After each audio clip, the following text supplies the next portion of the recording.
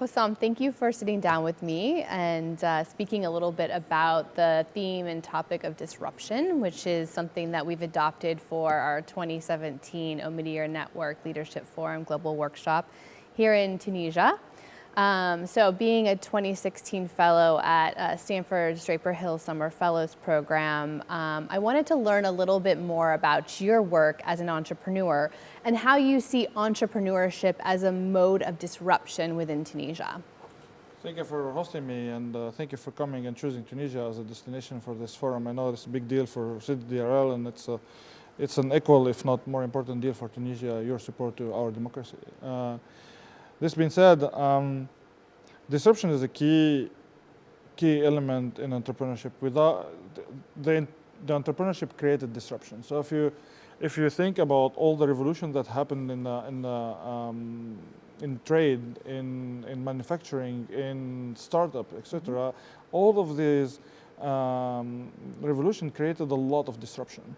We don't see disruption coming, we see rarely the disruption coming from another sector than entrepreneurship. Usually it starts at entrepreneurship and it leads to a revolution within a sector. So in Silicon Valley, people speak about disruption with a badge of honor. I mean, it's something that people really look up to because I think the ecosystem there supports disruptive change. That's how we are able to break through to the next big thing. So in Tunisia, as it currently stands during the democratic transition, is the ecosystem conducive to entrepreneurial disruption? And if not, what needs to happen for change to really break through? Well, there is a lot of pros and cons for the Silicon Valley model. The model in Africa, MENA, Europe, cannot be copied over the Silicon Valley, even if a lot of people are trying. The model needs to be localized. So we still, my organization at least, is still trying to build this new startup ecosystem in Tunisia, and we are trying to build it in a country that is going through a democratic transition, which is another disruption happening. So we are trying to create a disruption within a disruption. So we're trying to make our politicians and our intellectual and our top people in the country to think that entrepreneurship is good because it's going to create a new model, it's going to create a new change, and it's going to create a new vibrant community of people coming back, like Tunisians that are in diaspora coming back here to build things, but also our 5,000 engineers that are unemployed will find jobs too. We are at 600,000 people that are unemployed in this country. And a lot of people, when you read the IRI, NDI, and a lot of other studies in Tunisia, a lot of them are looking for a salary but not for a job, if you know what I mean. Like they're looking for a position at the government, and when they settle at the government after 2 years and having a full contract at the government, then they're gonna start entrepreneuring. And there is a lot of cases of people they are successful entrepreneurs, but they still hold that position in the government. Now, with this new ecosystem, we're trying to show that entrepreneurship is a career path by itself.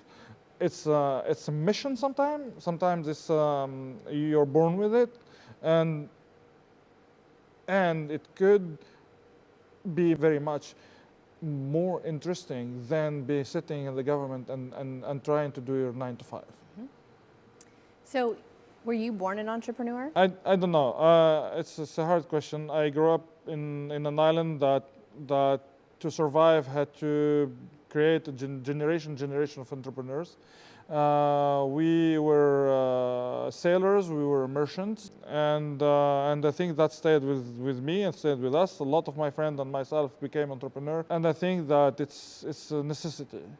When I came back from Qatar in 2013, I worked for 10 years in different corporates, including big names and NGOs too. And I decided to come back in 2013 to Tunisia. I wanted to build like my job around my hobbies in a sense. So I was doing a lot of things in the NGO world and a lot of things in the event and media world without it being my job.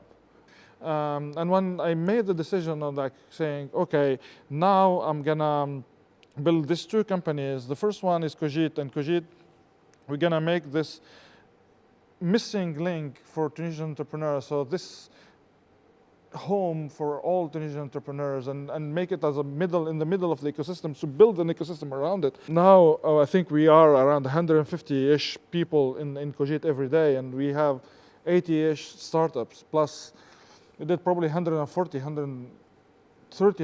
events last year alone in Cogite. So let's talk a little bit about your time at Stanford.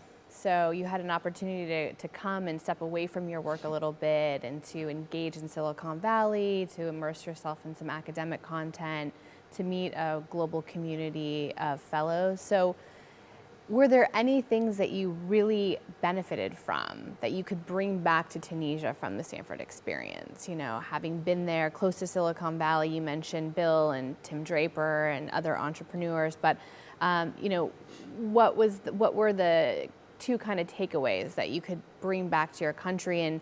And furthermore, do we need programs like this for other entrepreneurs from the Middle East? How important are these types of fellowship programs for helping to continue to build new generations of entrepreneurs?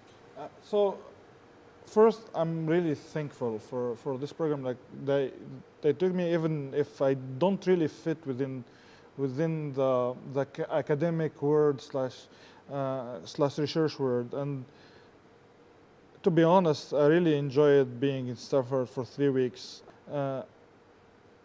That whole university or city, Stanford, and all the story, all the big names that went there, all the inspiration that you got just by walking down the road of Stanford and through the buildings, and being in Sheena Hall and with you and your team is mind-blowing.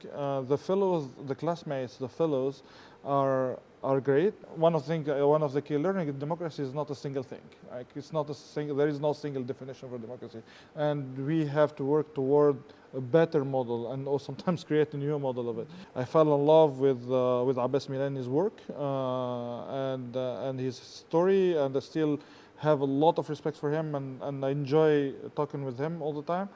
I learned a lot, and you see, I'm now a Stanford advocate in Tunisia. So, Houssem, what are your next steps? I mean, what do you see for yourself in the next, 3 to 5 years? What are you going to build next and disrupt next? If I knew, it wouldn't be a disruption anymore. so it doesn't work that way. I think that at least for next year, we have a major project with my team that we're working on. We are building Afkar, our Think and Action Tank. We're taking it to the next level. We're working more with Algeria, Libya, Egypt, and Tunisia. I'm ashamed to say it, but I discovered sub-Saharan Africa this year. I went to Kenya, South Africa, and Tanzania, and I felt like there is a lot of things happening here. Now it's going to be my goal to connect with Sub-Saharan Africa and South America, and those two parts of the world have a special place in my heart now, and I'm going to try to do that.